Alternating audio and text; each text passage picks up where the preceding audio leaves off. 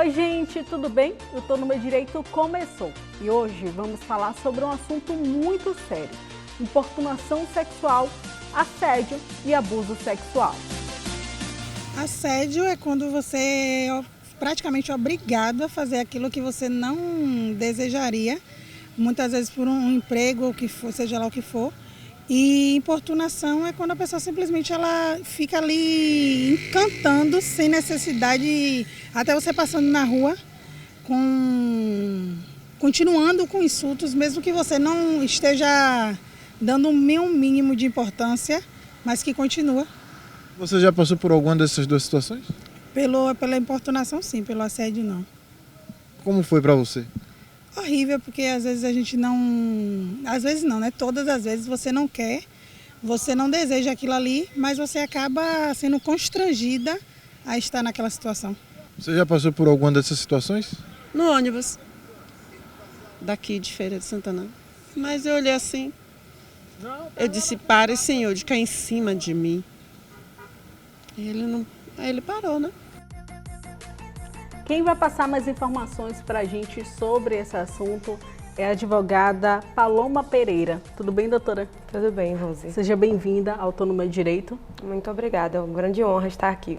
A honra é nossa. Doutora, eu quero que você comece explicando para a gente, né, qual a diferença entre importunação sexual e assédio, porque a gente percebe que muitas vezes as pessoas confundem esses dois conceitos, né? Sim, Rose, é verdade. As pessoas confundem muito porque o termo importunação sexual ele é relativamente novo. Ele foi um tipo penal criado em 2018, porque até o momento a gente não existia essa diferenciação, tudo era enquadrado como estupro. Porém, assédio sexual, ele vem de uma condição de uma relação pré-existente.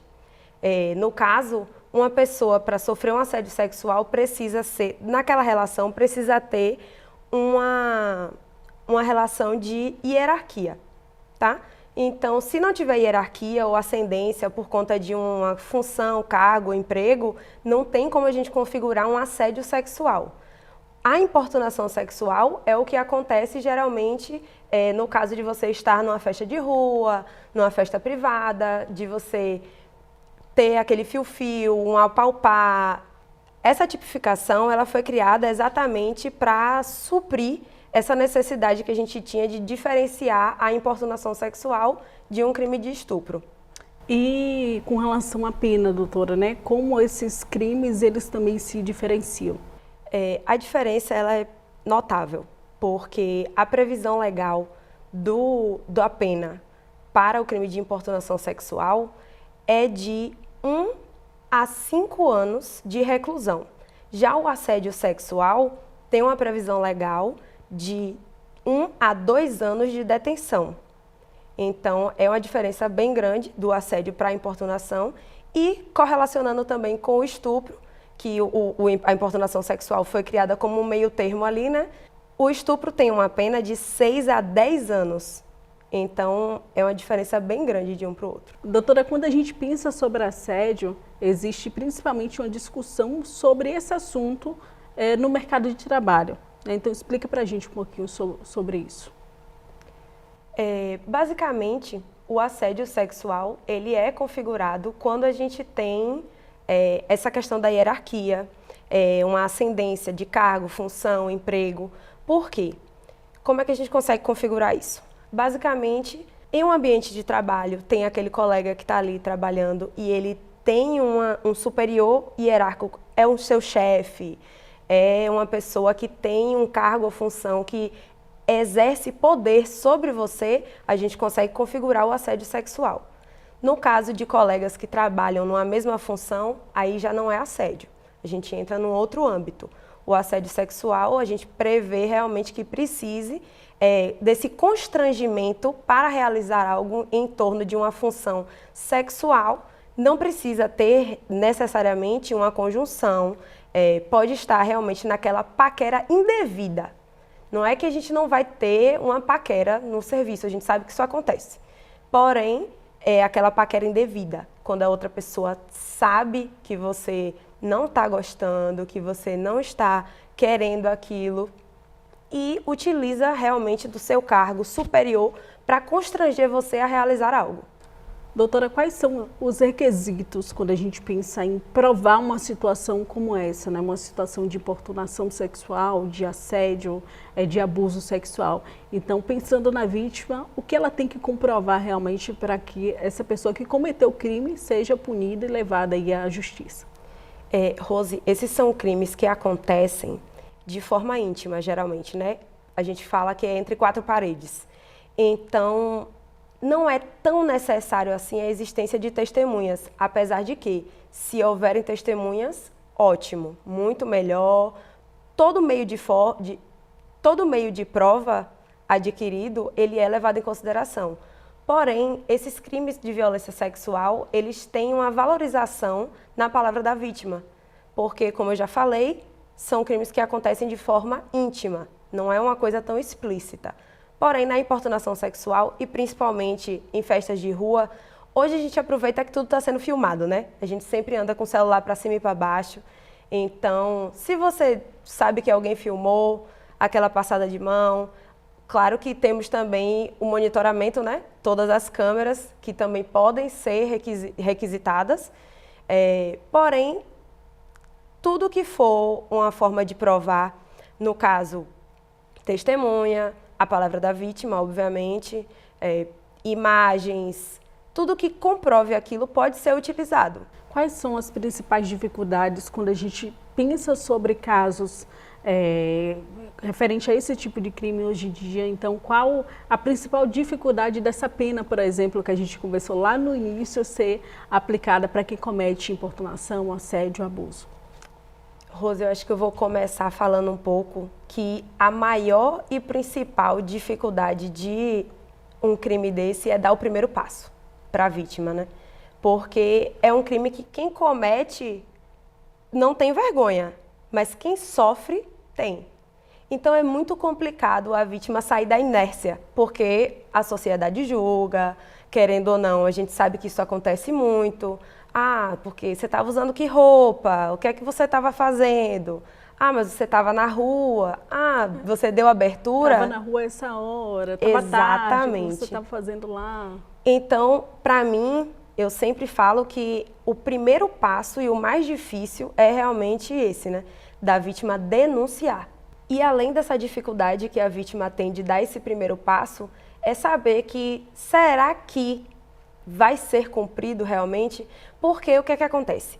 Apesar da gente ter, principalmente aqui em Feira de Santana, a gente tem uma rede de apoio grande, porque temos a Secretaria da Mulher, temos o Centro de Referência Maria Quitéria, tem toda uma rede de apoio fortificado aqui, além de ter também a Delegacia da Mulher. Porém, muitas cidades não têm esse atendimento especializado. E aí o que é que acontece? A pessoa sofre o abuso, sofre o assédio, a importunação, vai buscar o seu direito, que já é muito difícil. Quando chega lá, é revitimizada. Nunca é fácil quando a pessoa passa por uma situação de abuso sexual, né? Por qualquer que seja. Então, ter a certeza de que vai ser cumprido ou não aquela determinação também é uma dificuldade que a vítima passa. Porque, infelizmente, o nosso sistema é falho. Porém, eu acho super necessário que seja notificado, que a pessoa vá, fale sobre, porque se a gente não faz isso, não muda, né, em momento algum. Doutora, muito obrigada pela sua participação aqui no Tudo no Meu Direito. Eu que agradeço. Foi uma honra participar aqui com vocês. A gente vai para um rápido intervalo, mas na volta você vai ver como a importunação sexual está presente, principalmente nas festas de rua, as festas populares. E com a chegada da micareta, claro, a gente precisa ficar em alerta. Não sai daí que eu volto já já.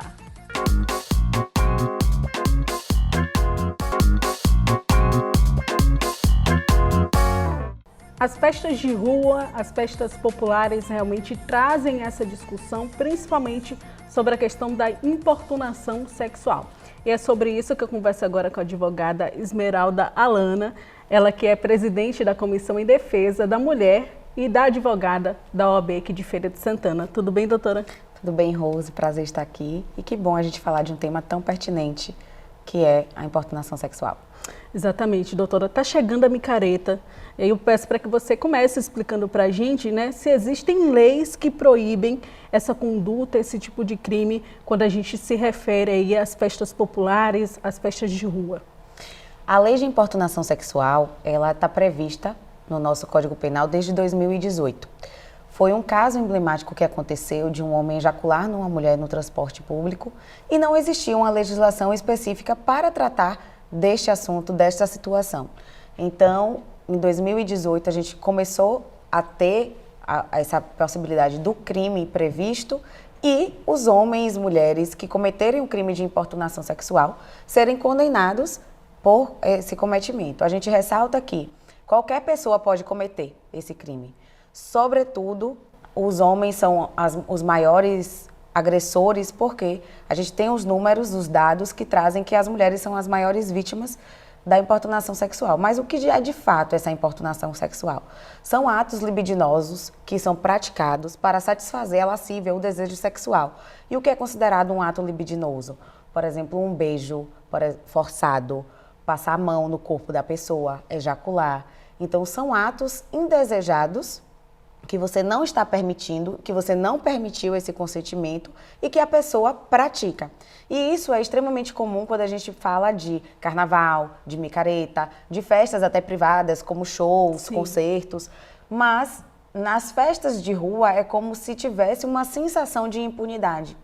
Só que não é, porque a pessoa que sofre esse crime, ela é amparada pela lei, pelo Código Penal, e ela pode buscar os seus direitos, registrando o boletim de ocorrência, solicitando o apoio da rede de apoio e proteção que existe em Feira de Santana. E a gente ainda tem um aparato de que existem câmeras no circuito, então isso facilita para que também a prova do crime seja determinada com as imagens e também com a palavra da vítima, que tem uma força muito, muito grande nessa questão desses crimes de liberdade sexual. Quando a gente fala de festa de rua, existe muito essa discussão, né, do não é não, né, de que a pessoa precisa entender o limite e muitas vezes fala, não, tá, falou não, mas ali é porque está se fazendo de difícil. Então a gente percebe que ainda há muito esse pensamento, né, doutora? A gente sempre fala, depois do não, tudo é não. A gente precisa esclarecer que a vontade da pessoa, ela deve prevalecer. Não é que não possa existir uma paquera, não é que não possa existir um namoro. Pode e deve, porém, deve ser respeitado os limites que são impostos. Se a pessoa diz que é não, tem que ser respeitado, porque depois do não, tudo é importunação sexual. Então, estejamos atentos e atentas com essas condutas e que em caso de violação desse direito, de recusar qualquer tipo de ato, de cantada, enfim, que as pessoas saibam que existe legislação que as protegerão. Você falou aí com relação às câmeras no circuito, mas reforçando ainda mais esse assunto, né, esse ponto, com relação àquela vítima que se sentiu constrangida, que foi aí importunada sexualmente, como ela deve agir, quem ela deve procurar? Durante o circuito existem postos da Polícia Militar, da Polícia Civil, da Secretaria das Mulheres. Então, esses locais estão ali para justamente prestar informações, prestar o acolhimento e também para que facilite esse momento para a pessoa que tem, talvez, um desconhecimento de como proceder.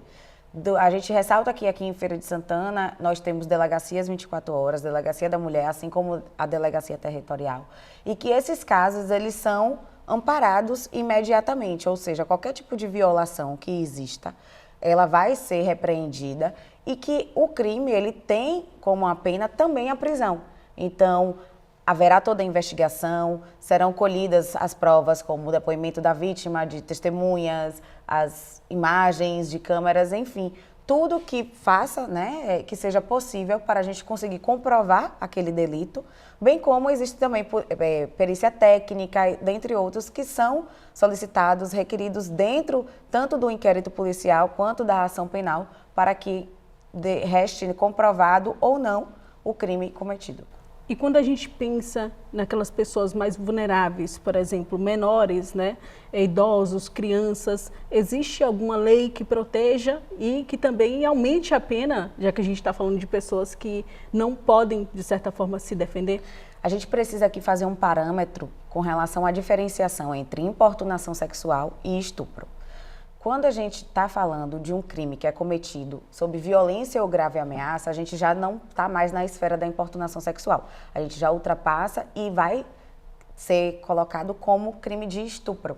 A gente ressalta aqui também essas violações, quando acontecem em menores de 14 anos, a gente tem a questão do estupro de vulnerável. Além de que, caso, por exemplo, durante a festa, a pessoa não possa exprimir sua vontade, ou seja, está alcoolizada, tem alguma deficiência intelectual, mental, que não consiga reagir ou exprimir sua vontade naquele momento, é considerado também estupro de vulnerável. Então, as crianças, os adolescentes e todas as pessoas, elas estão amparadas por essas legislações e cada caso será aplicado qual o tipo de crime. A gente ressalta também que a gente tem o Estatuto do Idoso, que protege as pessoas idosas, o ECA, que é o Estatuto da Criança e do Adolescente, que também protege as crianças e os adolescentes, e lembrar que o poder público e a sociedade, eles fazem parte dessa rede de proteção, bem como de ajuda e de escuta com relação a essas pessoas que estejam sofrendo qualquer tipo de violação. Isso, a gente falou muito da vítima, né? O que a vítima pode fazer. Mas quem presencia casos como esse também tem a chance e também acredito que o dever de agir diante desse tipo de situação, né, doutora? Extremamente importante a gente levar essa informação para o público justamente para que todas as pessoas saibam quais são os nossos direitos, ainda que ninguém deseje passar por um tipo de crime, mas que estejamos justamente ligados, atentos a essas situações, caso uma pessoa que esteja próxima a você numa festa passe por essa situação e você possa ajudar, identificar ou até mesmo testemunhar. Então, é extremamente importante a gente saber quando que acontece essa importunação sexual e quais são os locais. A gente fala que aqui em Feira de Santana as delegacias estão aptas. Se você não estiver, por exemplo, numa condição de identificar se aquele crime aconteceu ou não, existem órgãos também, instituições na cidade para poder amparar, como Defensoria Pública, Ministério Público, a própria OAB, que vão fazer esse atendimento, esse acolhimento, para que a gente consiga perpetuar essa informação, assim como agir imediatamente após a identificação de qualquer tipo de crime. Doutora, muito obrigada pelas suas informações. Foi um prazer tê-lo recebido aqui no Autônoma Direito. Eu quem agradeço a participação e deixo uma mensagem, para todas e para todas as pessoas. Estejamos atentos aos nossos direitos, que a gente possa identificar tal situação, caso aconteça com alguém que esteja ao nosso lado, e que a gente seja esse suporte também tão imprescindível, porque quando a gente sofre uma violação, o que a gente quer receber do outro, da atuação da sociedade e do Estado é o acolhimento, é a oitiva, é a escuta sensível e também especializada. Então, que estejamos atentos aos nossos direitos e que possamos fazer essa rede para que a gente não tenha mais nenhum tipo de violação. O Autônoma Direito fica por aqui. Muito obrigada pela sua audiência e até a próxima semana. Tchau, tchau.